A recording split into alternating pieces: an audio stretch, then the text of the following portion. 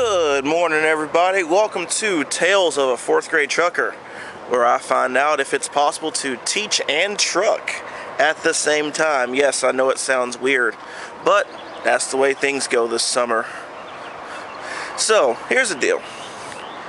I am a fourth grade teacher down in the southeastern United States.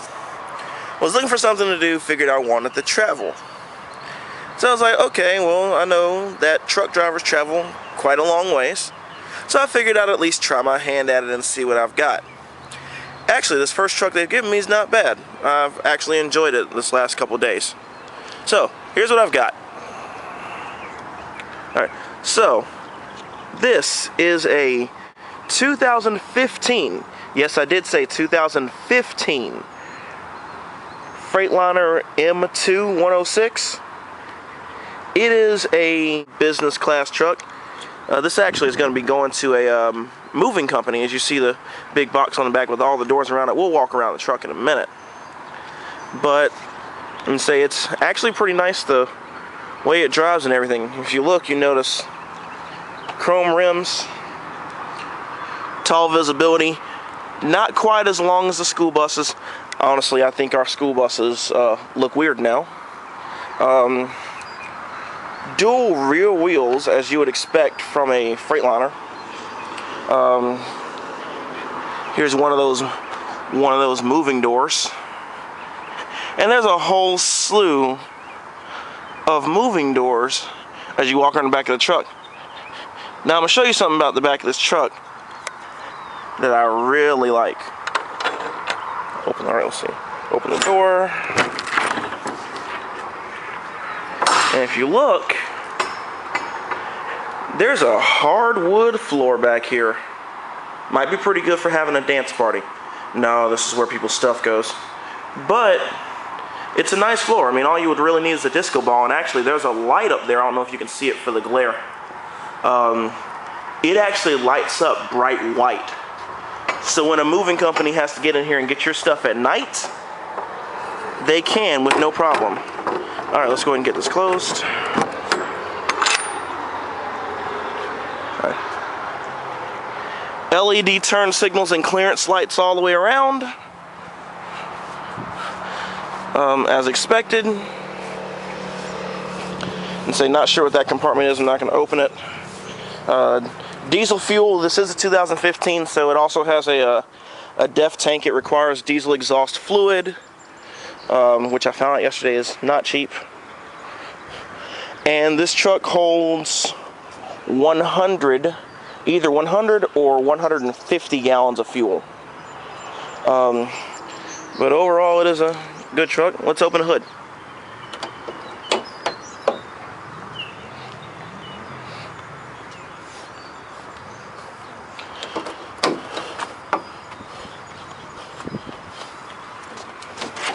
Easy opening hood.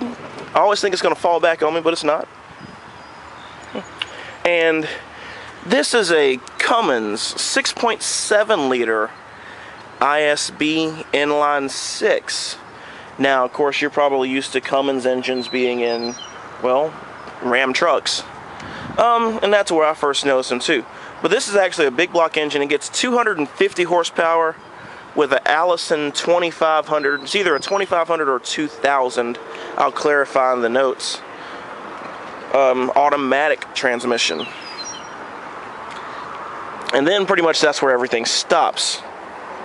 So let's go inside.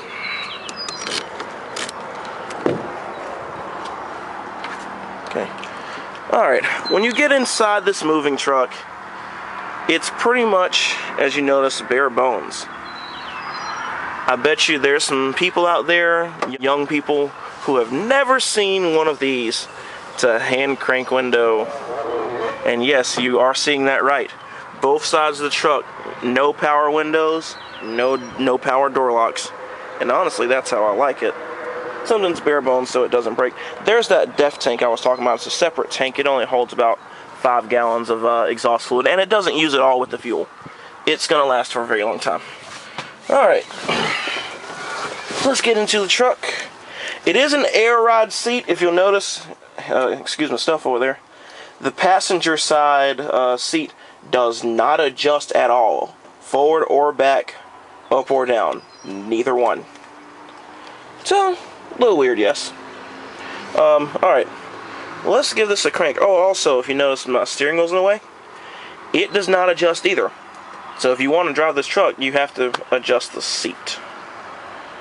Alright, so let's give this thing a crank.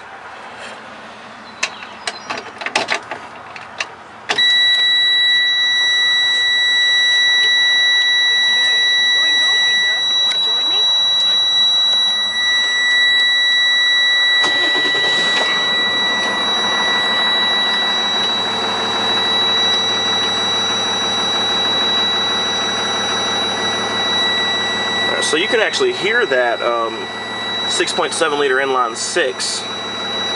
Now this truck, some of its features, it does have cruise control right here. Of course, resume and excel below.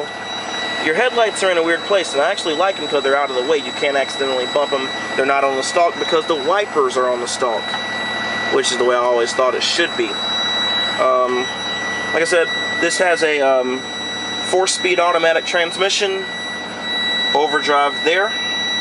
That buzzer you're hearing is the air pressure. If you notice, there's 2 warning lights on my dash. Those warning lights and that buzzer will go out once the truck reaches 60 psi, right after that red line. So getting close. Now, even though this truck does not have power windows or power door locks, you do have side vents that open. I did not try to open these yesterday, probably should have. We'll figure that out later. You have a dome light for the back of the truck I already talked about. I'm not going to go back there again. Marker interrupt, so if you want to let somebody pass you, instead of flashing the lights, you just hit this button, the regen button, which I'm not going to deal with. And this truck actually has heated mirrors. So in the winter, it'll actually melt your mirrors off. Here's the overdrive switch. You want to turn it off. Depends on if you got a heavy load or not. But the thing I think I enjoyed most on this trip was the fact that this truck has air conditioning. Literally, turn it on there. Takes a second to come on. Either hit the button or turn the AC. Or turn the position to the blue zone. And after about 5 seconds, it'll click on. But your truck has to be warm in order for that to work. Does have an AM/FM radio with aux port and weather band. I was disappointed with its performance, but every truck does not get the same radio, so I kind of expect that. Now, as you notice, very bright cab in here. This is a crew cab, so this truck will actually seat 5 people. Good for those moves. All right, let me close this door. And there's also red work lamps. So if you're sitting in the truck at night, you don't blind yourself with that one. But if you do need to find something, you can turn those on right there, and those are really bright. Every light inside this truck will turn on at a push of the light, literally. All right, let's get out and look back at this engine as it runs. Oh, one more thing. This side of the truck has a metal kick plate. I don't understand that. That one has a plastic kick plate. Not really sure why that happened. I mean, I guess it's because the driver's in and out so much. So look at this engine.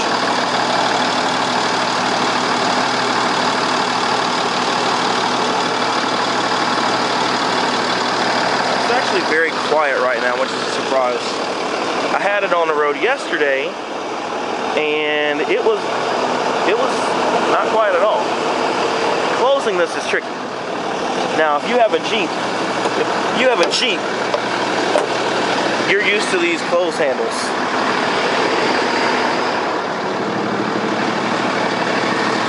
And another one. There.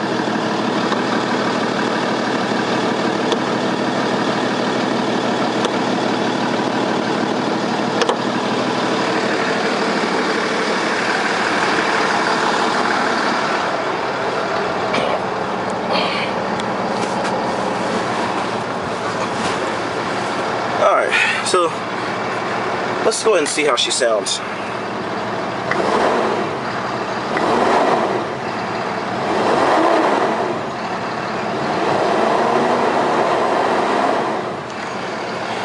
Not bad, not bad. So I picked this truck up in Archdale, North Carolina, near High Point yesterday. Got it to Evansville, Indiana last night. Truck's going a total of 630 miles. I've got a little bit more ways to go to get to its drop-off point, and then I've got another load coming soon, so you'll get to see that truck. Maybe it won't be another M2. But that's it for this video. Except, as always, at the end, because it's Tales of a 4th grade trucker, there's always going to be a 4th grade question. And this one is an easy one. And the category would be U.S. geography. Here is the question. In traveling yesterday, something weird happened. Once I got past Knoxville, Tennessee, everything did not line up on my clocks. That is because Western Tennessee, Western Kentucky, and Indiana, the three of the states I travel through along with North Carolina, all are on what time zone? Again, part of Tennessee, part of Kentucky, and part of Indiana, the western parts, are located in what time zone? And what does that mean for the time in relation to where I live in North Carolina? Comment below with your answers. And that's all I've got for now. Until next time, truckers and 4th graders and whoever's watching this video. For more information on the Freightliner Business Class M2 106, you can go online and visit www.freightliner.com.